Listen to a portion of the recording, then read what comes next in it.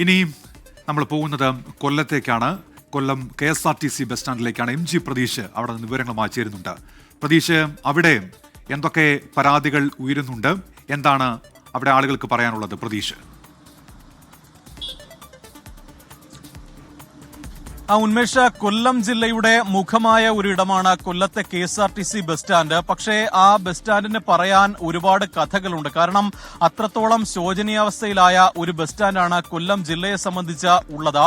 ഈ ബസ് സ്റ്റാൻഡുമായി ബന്ധപ്പെട്ട നേരത്തെ നിരവധി പരാതികൾ ഉയർന്നതാണ്. കാരണം ഈ നിലവിൽ നമ്മൾ ഈ ദൃശ്യങ്ങളിൽ കാണുന്നതാണ് കൊല്ലം ബസ് സ്റ്റാൻഡ്. പൊളിക്കാൻ തീരുമാനിച്ച ഒരു കെട്ടിടമാണ് നമ്മൾ ഈ ദൃശ്യങ്ങളിൽ കാണുന്നത്. പക്ഷേ ഈ പൊളിക്കാൻ തീരുമാനിച്ച ഒരു കെട്ടിടത്തിൽ ഇപ്പോഴും ബസ് സ്റ്റാൻഡ് പ്രവർത്തിക്കുന്നു. യാത്രക്കാർ ഉൾപ്പെടെ ആ ബസ് സ്റ്റാൻഡിൽ ഉണ്ട് എന്നതാണ് ഏറ്റവും പ്രധാനപ്പെട്ട കാര്യം. വളരെ ശോചനീയാവസ്ഥയിൽ തുടരുകയാണ് കൊല്ലത്തെ KSRTC ബസ് സ്റ്റാൻഡ്. നമുക്ക് ആ ദൃശ്യങ്ങളിൽ കാണാൻ കഴിയും. മുകളിലത്തെ ഈ കോൺക്രീറ്റ് പാളികളൊക്കെ തന്നെ ഇളകി താഴേക്ക് വീഴുന്ന സാഹചര്യമാണ്. പലപ്പോഴും ജീവനും കയ്യിൽ പിടിച്ചാണ് ഓരോ യാത്രക്കാരും ഈ കൊല്ലത്തെ ബസ് സ്റ്റാൻഡിൽ യാത്ര ചെയ്യാനായി എത്തുന്നത്. ആ ജനലുകളൊക്കെ തന്നെ തുരുമ്പെടുത്ത് പോയിരിക്കുന്നു. ഈ യാത്രക്കാരും ഒപ്പം ഈ ബസ് സ്റ്റാൻഡിലുള്ള ജീവനക്കാർ ഉൾപ്പെടെ വലിയ ആശങ്കയിലാണ് കഴിയുന്നത്. കാരണം ഈ പല ബസ് സ്റ്റാൻഡിലെ പല ഭാഗങ്ങളും ഏത് നിമിഷം വേണമെങ്കിലും നിലംപൊത്താൻ കഴിയുന്ന സാഹചര്യമാണ്. യാത്രക്കാർക്ക് ഇരിക്കാൻ മതിയായ സൗകര്യങ്ങളില്ല. അത്തരത്തിൽ വലിയ ശോചനീയാവസ്ഥ നിലനിൽക്കുന്നുണ്ട്. നേരത്തെ ഈ സ്ഥലം MLA തന്നെ പരസ്യമായി ഈ ബസ് സ്റ്റാൻഡിനെതിരെ ഒരു ഫേസ്ബുക്കിൽ കുറിപ്പ് എഴുതിയിരുന്നു. അതാ ഈ ബസ് സ്റ്റാൻഡിന്റെ ദുരിതം വിവരിച്ചുകൊണ്ടായിരുന്നു. നേരത്തെ ഉണ്ടായിരുന്ന ഗതാഗത മന്ത്രിയോട് ഉൾപ്പെടെ പരാതി പറഞ്ഞിട്ടും നടപടിയൊന്നും ഉണ്ടായില്ല എന്നുള്ള ഒരു കാര്യമാണ് അന്ന് ഈ മുകേഷ് MLA ഈ ഫേസ്ബുക്കിൽ പരാതിയായി തന്നെ കുറിച്ചത്.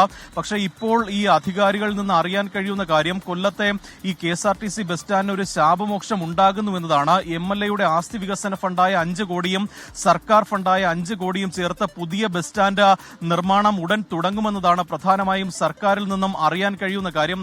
ഈ ബസ് സ്റ്റാൻഡിന് തൊട്ടപ്പുറത്തായി ബസ് സ്റ്റാൻഡിന്റെ ഗ്യാരേജ് പ്രവർത്തിക്കുന്നുണ്ട്. ആ ഗ്യാരേജിലേക്ക് പുതിയ ബസ് സ്റ്റാൻഡ് മാറ്റും. അവിടെ നിർമ്മാണം തുടങ്ങുമെന്നതാണ് അറിയുന്ന കാര്യം. പക്ഷേ അപ്പോഴും ഈ പൊളിക്കാൻ ഉത്തരവിട്ട അല്ലെങ്കിൽ പൊളിക്കാൻ തീരുമാനിച്ച ആ കെട്ടിടത്തിൽ ബസ് സ്റ്റാൻഡ് പ്രവർത്തിക്കുന്നു, യാത്രക്കാരെത്തുന്നു എന്നതാണ് ഏറ്റവും ഗൗരവമുള്ള കാര്യം. ഒരു അപകടാവസ്ഥയിലുള്ള കെട്ടിടം പൊളിക്കാൻ തീരുമാനിച്ച ഒരു കെട്ടിടത്തിൽ ഇപ്പോഴും ആളുകൾ എത്തുന്നു എന്നതാണ് ഏറ്റവും ഗുരുതരമായ ഒരു സാഹചര്യം. കോട്ടയം മെഡിക്കൽ കോളേജിലും ഉണ്ടായ ഒരു അനാസ്ഥ എന്ന് പറയുന്നത് അതാണ്. കാരണം ഈ പൊളിക്കാൻ തീരുമാനിച്ച ഒരു കെട്ടിടത്തിൽ ആളുകൾ പ്രവേശിച്ചതാണ് അത്തരത്തിലൊരു ദുരന്തം ഉണ്ടാവാൻ കാരണമായത്. അതുകൊണ്ട് തന്നെ ഈ കൊല്ലത്തെ ഈ ഒരു പ്രശ്നത്തിന് എത്രയും വേഗം പരിഹാരം കാണണമെന്നതാണ് യാത്രക്കാരും ഒപ്പം ഈ ബസ് സ്റ്റാൻഡിലെ തന്നെ KSRTC ജീവനക്കാരും അറിയിക്കുന്ന കാര്യം. നിർമ്മാണ പ്രവർത്തനങ്ങൾ വേഗത്തിൽ തുടങ്ങി ഈ ബസ് സ്റ്റാൻഡ് എത്രയും വേഗം പൊളിച്ചു മാറ്റി പുതിയ ബസ് സ്റ്റാൻഡ് നിർമ്മിക്കണമെന്ന ആവശ്യമാണ് കൊല്ലത്തെ ജനങ്ങൾ പറയുന്നത്.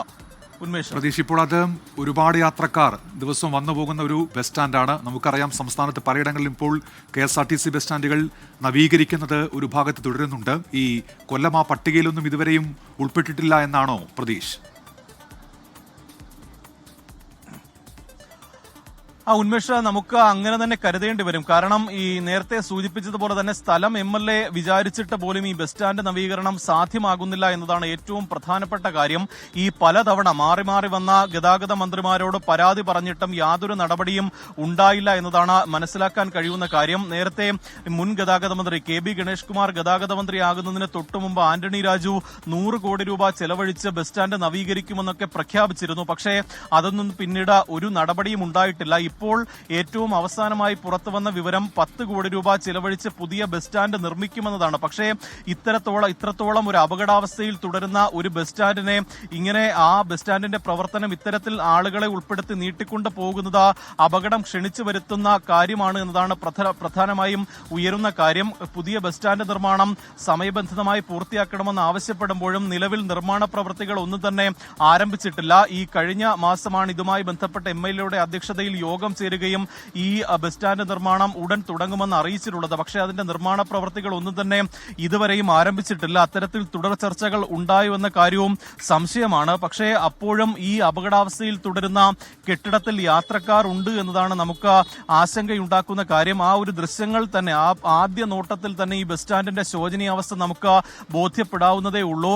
ഈ നേരത്തെയൊക്കെ തന്നെ ഇതിന്റെ കോൺക്രീറ്റ് പാളികൾ യാത്രക്കാരുടെ തലയിൽ വീണ് പരിക്കേൽക്കുന്ന സാഹചര്യമുണ്ടായിരുന്നു. പലതവണ KSRTC KSRTC ബസ് സ്റ്റാൻഡിലെ ഉദ്യോഗസ്ഥർ തന്നെ സർക്കാരിനും ഗതാഗത വകുപ്പിനും പരാതി നൽകിയിരുന്നു. പക്ഷേ അപ്പോഴും ഇതിനൊരു ശാപമോക്ഷം ഉണ്ടാകാൻ ആരും ഇടപെടുന്നില്ലായിരുന്നു. അത്തരത്തിൽ ഒരു അനാസ്ഥയാണ് കൊല്ലത്തെ KSRTC ബസ് സ്റ്റാൻഡിനെ സംബന്ധിച്ചുള്ളത്. വൈകിയെങ്കിലും ഒരു ഇടപെടൽ ഉണ്ടായെങ്കിൽ കൂടിയും ഇത്തരത്തിൽ അപകടാവസ്ഥയിൽ തുടരുന്ന ഒരു കെട്ടിടത്തിൽ നിന്ന് എത്രയും വേഗം ഈ ബസ് സ്റ്റാൻഡിന്റെ പ്രവർത്തനം മാറ്റണമെന്നതാണ് പ്രധാനമായും ഉയരുന്ന ആവശ്യം.